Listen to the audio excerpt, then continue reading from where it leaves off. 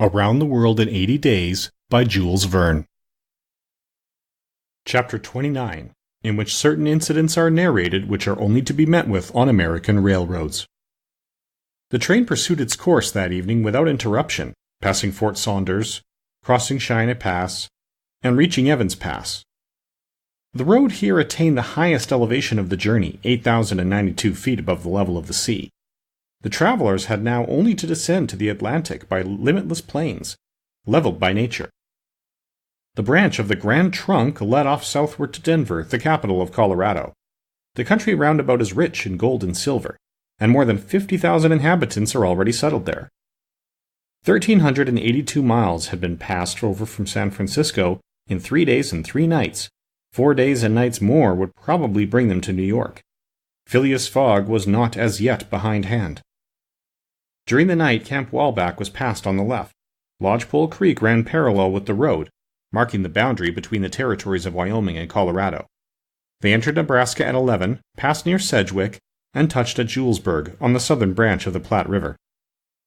It was here that the Union Pacific Railroad was inaugurated on the 23rd of October, 1867 by the chief engineer, General Dodge. 2 powerful locomotives carrying 9 cars of invited guests, amongst whom was Thomas C. Durant, vice president of the road, stopped at this point. Cheers were given, the Sioux and Pawnees performed an imitation Indian battle, fireworks were let off, and the first number of the Railway Pioneer was printed by a press brought on the train. Thus was celebrated the inauguration of this great railroad, a mighty instrument of progress and civilization thrown across the desert and destined to link together cities and towns which do not yet exist. The whistle of the locomotive, more powerful than Amphion's lyre, was about to bid them rise from American soil.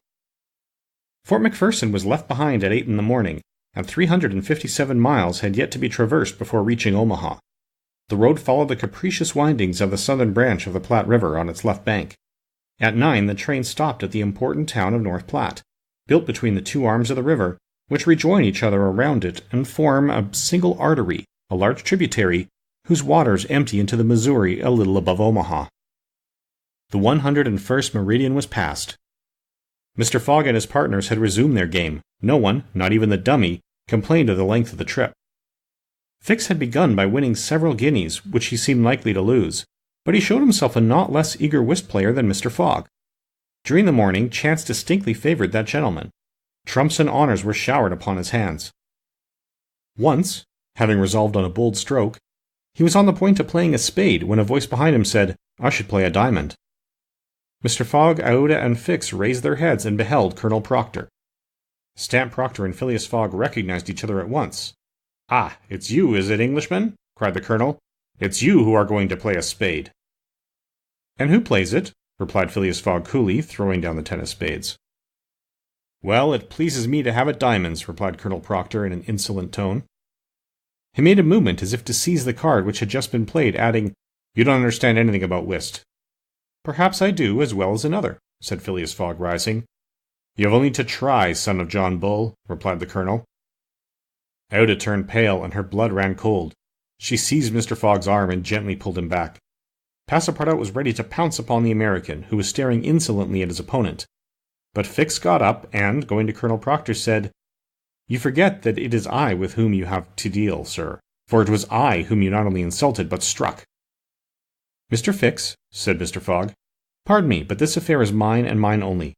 The colonel has again insulted me by insisting that I should not play a spade, and he shall give me satisfaction for it."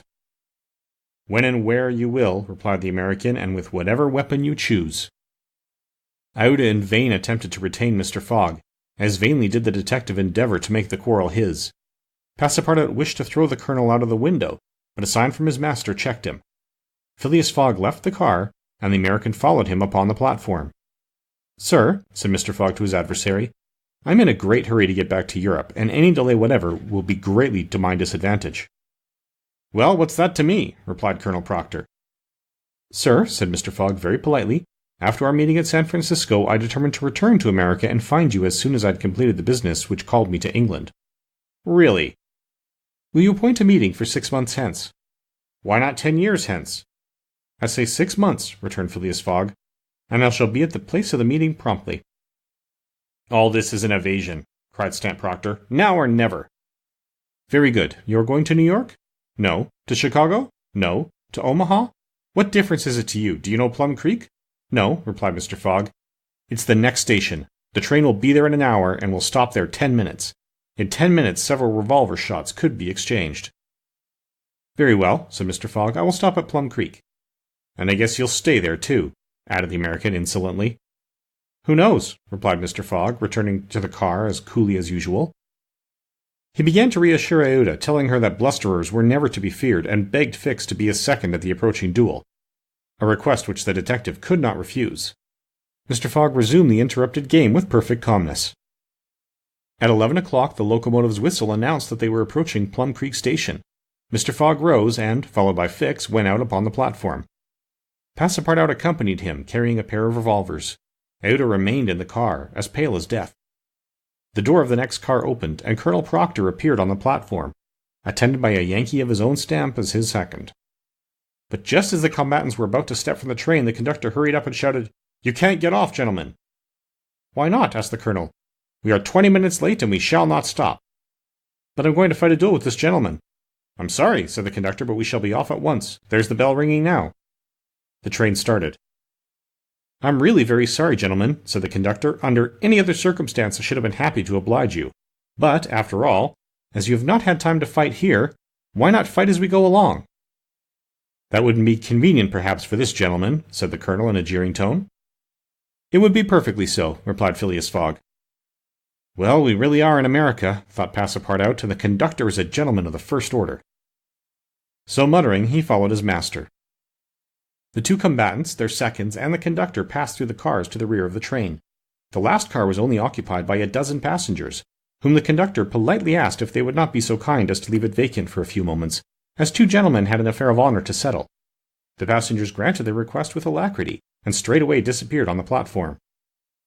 The car, which was some 50 feet long, was very convenient for their purpose. The adversaries might march on each other in the aisle, and fire at their ease. Never was a duel more easily arranged. Mr. Fogg and Colonel Proctor, each provided with 2 six-barreled revolvers, entered the car. The seconds, remaining outside, shut them in. They were to begin firing at the first whistle of the locomotive. After an interval of 2 minutes, what remained of the two gentlemen would be taken from the car. Nothing could be more simple. Indeed, it was all so simple that Fix and Passepartout felt their hearts beating as if they would crack.